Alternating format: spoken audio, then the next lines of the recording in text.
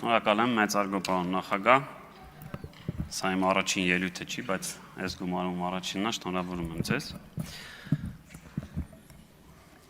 Ես նախատեսում էի խոսել այլ ժամանակ, բայց մի քանի ելույթներ ուղղակի չկարողացա չանդրադառնալ, բայց կուզեի մի խորհուրդ տալ Տիկին Հովսեփյան, եկեք չմտնենք այդ դաշտ, թե ով ինչա տվել։ Որովհետև եթե դա ենք դարձնում հայրենասիրության ու դա է տարբերելու ինձ ավելի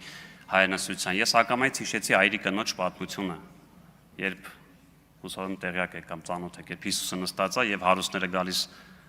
հարուրապատիկ ավել գումար են տալիս, մի այրիկին ընդամենը 2 կոպեկ է տալիս եւ Հիսուսն ասում է, այս կինը ավելի շատ տվեց։ Եկեք այդ դաշտ չմտնենք եւ դա չհամարենք, որովհետեւ ես իհարկե միլիարդ չեմ տեսել իմ կյանքում, հուսով եմ կտեսնեմ, բայց օրինակ ես գիտեմ, որ 4 միլիարդով կարելի է ոչ թե 5 դպրոց կառուցել, այլ օրինակ առնվազն մի 800 դպրոց կարելի է կառուցել։ Այդ էս օրինակ չեմ ասի երբեք, որ ես համարում ինչ որ մեկը հայրենասեր չի, որովհետև ինքը իր ունեցած, ասենք, չգիտեմ,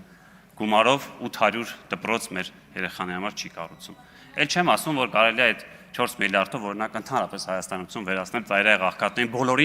բոլորին Երևանում բնակարան տալ, մի հատ էլ Լառնակայում տոմս առնել, Գյումրի Լառնակա, ասել գնացեք հանգստած։ Դրա համար եկեք դրա մեջ չմտնենք։ Բայց քանի որ խոսեցիք, նաև պարոն կապիտան դուք էլ խոսեցիք, կարծեմ մեջ բերեցիք Ադրբեջանի կրթության նախարարի խոսքերը, թե հայտարարությունը, շատ լավ է որ հետևում ենք, բայց ես ուզում եմ, որ հիմա եկել եք խորհրդարան եւ նաև ուշադրությամբ հետևենք, թե օրինակ մեր Հայաստանի Հանրապետության կրթության գիտության նախարարն ինչ ասում, ինչա ստորագրում։ Օրինակ իր մի հատ ստորագրությամբ առարկա է ստեղծվել։ Հասակակիցներ են մեր երեխա, մի քանի տարի հետո անցնելու են։ Կոչվում է իմ հայրենիքը։ Քարտեզը արդեն երևի ամեն ինչ հուշում է, չէ՞։ Խնդրում եմ, ել չգաք ասեք, որ մենք ինչ-որ բան ուրանում ենք, որտեվ էս առարկան, որը իմ հայրենիքն է կոչվում։ Նոր առարկա է, նոր դասագիրքը, թվականը ասեմ 2024 թվականին է տպագրվել, 2024 թվականը։ Ու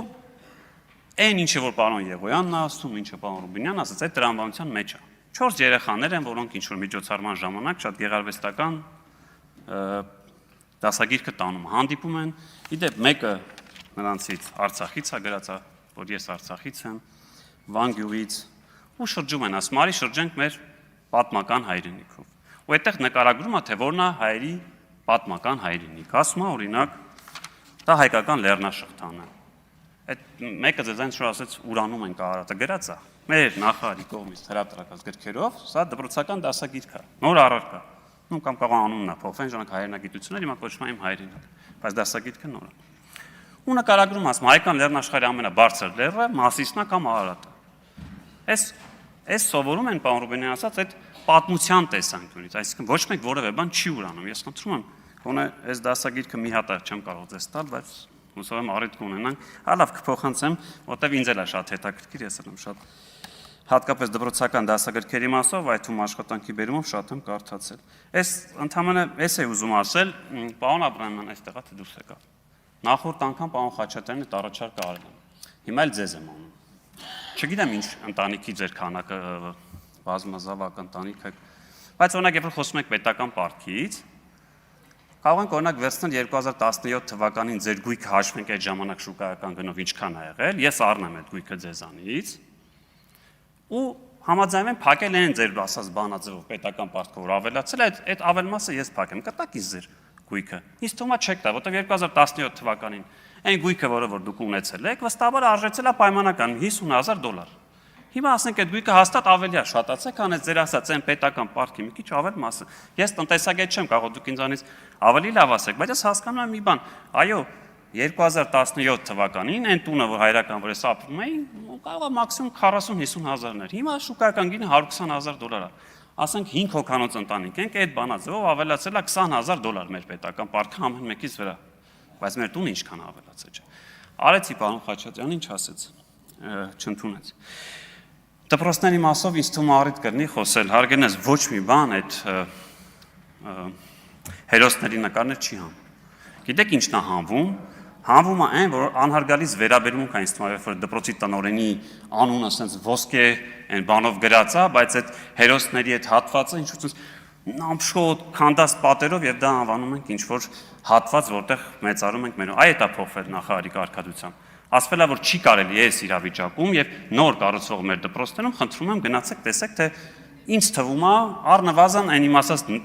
տնօրենի եւ այդ հատվածի, ասենք, այդ վերանորոգումը կլինի, լուսավորությունը կլինի, պատշաճ վերաբերմունքը կլինի, չի տալու։ Եվ նաեւ շատ խոսվեց այս ընթացքում, քանի որ ժամանակ ունեմ, լայքի համար հանել։ Այս որ ասում եք, ես 2018 թվականն եմ հիշում։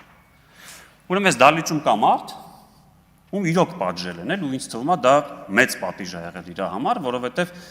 լինել դաշնակցական եւ դաշնակցությունից հեռացնել, ինձ թվում է դա պատիժ է։ Այդ մարդը հարգարժան պարոն Աղվան Վարդանյանն է։ Այ իրան Տիկին Խամոյան պատժեց դաշնակցությունը, գիտեք ինչի համար։ Նիկոլ Փաշինյանին չընտրելու համար։ Ես չեմ ասում վատ են արել, գուցե լավ են արել, մի հատ պիտի պատժեն, բայց երբ որ գալիս եք այստեղ ասում եք, ախր դուք Նիկոլ Փաշինյանին դեմ լինելու համար մարդուն պատժում եք, Աղվան Վարդանյանը ձեր կողքն անստում, հարգեցեք, այս մարդուն հանեցիք դաշնակցությունից։ Օրինակ, պարոն Կարապետյանը ներկա չի եղել, այդ բացակա եղել, չի քվեարկել։ Մավել Գրիգորյանը կողմա քվեարկել։ Եվ այդ պարկի թեմայով համ մի բան էլ ասեցի, կարող է սխալ լինեմ, ասեք, ես դեմ չեմ, էլի, որ ասենք ինչ բան եկա կողես չի մանում։ Բայց օրինակ ինձ թվում է, այս դալիճում ամենահարուստ մարդը, ամենաշատ պարկ ունեցող նաև մարդն է, ժողովուրդ։ Երբ որ գալիս եք պարկից եք, ես վստահաբար, պարոն Կարապետյան, 2017 թվականին ձեր վարկերը ավելի քիչ էին, քան հիմա, չէ՞։ Ինձ թվում է հա, այդ բիզնեսի տրամաբանությունն է տենց։ Դու չես կարող, եթե դու 2017 թվականին ունեցել ես X միավոր եւ Y միավոր վարկ, 10 տարի հետո էլ այդ X միավոր եւ Y միավորը, ուրեմն դու բիզնեսմեն չես, էլ ուրեմն տենց յոլա գնացում է։ Հեծը վարկի տակ է եղել, չէ՞։ Ինչքան որ մամուլության կա, չէ, այս վատ կոնտեքստում չեմ ասում, բայց որ գալիս ասում եք պարկ, ասում եմ, ես կերազեմ, որ ինչ որ մի օր իմ վարկը լինի ոչ թե հիմիկվա նման 32 միլիոն դրամ, այլ 33 միլիարդ դոլար։ Որտեւ այդ կնշանակի, որ ես ինչ որ բան ինձանից ներկայացրել եմ, որ ինչ որ մեկ տնից 33 միլիարդ դոլար տվել է։ Խնդիրը իմ կարծիքով ոչ թե վարկի չափն է, այլ այդ վարկը կարողանում ենք սպասել։ Այ պրոբլեմա, վարկի տոկոսները պրոբլեմա առնվազն մեր խմբակցությունը եւ նախորդ իմ քայլ երկու օրենքներ են ընդունել, բայց էլի ոնց որ ժողովուրդը ասում է, չէ, ինչ որ ընդ ձևեր են գտնում բանկերը կամ այդ վարկային կազմակերպությունները, որ այն սահմանված կրկնակից մի քիչ ավել են դնում։ Եկեք մտածենք ոնց անենք, որ իսկապես այդ մարդ որ գնա վարկ վերցնի, չդառնա 90%։ Որտեվ մեզանից ոչ մեկ բանկ չունի, ոնես խորհրդանում արդեն չունի եւ որևէ կաշկանդվածություն չկա։ Մի վարկան տեսնեմ այն բան չեմ, մոռացել։ Հա, եւ մի միտք կար, որ ասենց բաներ անում էլի։ Էդգար Ղազանն ասաց, ոնց որ մեր ամոթանք տար մեզ, որ այնքան վատն ենք մենք, որ պատերազմից հետո տուն ենք առել։ Ինձ թվում է հայ զինվորի մահը ուզող մարդը եւ պատերազմից հետո այդ երկրում տաներ չկառուցող կամ տաներ չգնող մարդիկ իրանք նույնական պետք է լինեին, ուրիշ բան չէր կարող։ Որովհետեւ վստահաբար միայն թշնամին կուզի, որ պատերազմից հետո կամ պատերազմի ընթացքում այն կլինի, որ այդ երկրում այլևս տներ չկառուցվեն եւ չառնեն։ Ես թիվը հանեցի։ Իդեպ պարոն Աբրամյան շատ հետաքրքիր էր, պետք է հասկանալ որտեղից է այդ վիճակագրությունը, որտեվ այնտեղ մի քիչ բաներ է փոխվել, բանաձևեր է փոխվել, բայց ես դրանից չեմ հասկանում, կարծում եմ մեր համապատասխան հանձնաժողովը կասի, բայց օրինակ 2020 թվականից հետո, այդ որ ասում եք տենց քպընտուն ավարկով վերցրել, առնվազն 40,000 ընտանիք միայն նորակառույց շենքերում բնակարան կնելու, ես կարծում եմ դա լավ է, այդ թիվը պետք է դառնա 80,000, որովհետև նույնիսկ եմ ասում, իմ կարծիքով այն պետությունը, ով մեր վերանալն է ուզում, իր գեր նպատակն է, որ այստեղ տներ չկառուցվեն, տներ չառնեն։ Շնորհակալ եմ, պարոն Ալեքսանյան, ներողություն եմ խնդրում, որ 10 րոպեից վերջին 1 րոպեն եմ խոսում ձեր մասին։ Ես իսկապես կարծում եմ, որ մենք ինչ եկել եք խորհրդան միասին իրար կողք ենք նստել։ Ես կարող եմ ասել, որ դուք լավագույն այո օրինակներից մեկն եք, իր վրա աշխատելու, իր վրա սովորելու եւ այն քաղաքական հայերեն բառը չեմ կարող համարժեքել, քաղաքական նյութ ունեք եւ վստահ եմ ձեր նոր պաշտոնում դուք նույն ջանասիրությամբ եւ նույն աշխատասիրությամբ այդ պատասխանատվությունը կտանեք։ Հաջողություն ձեզ։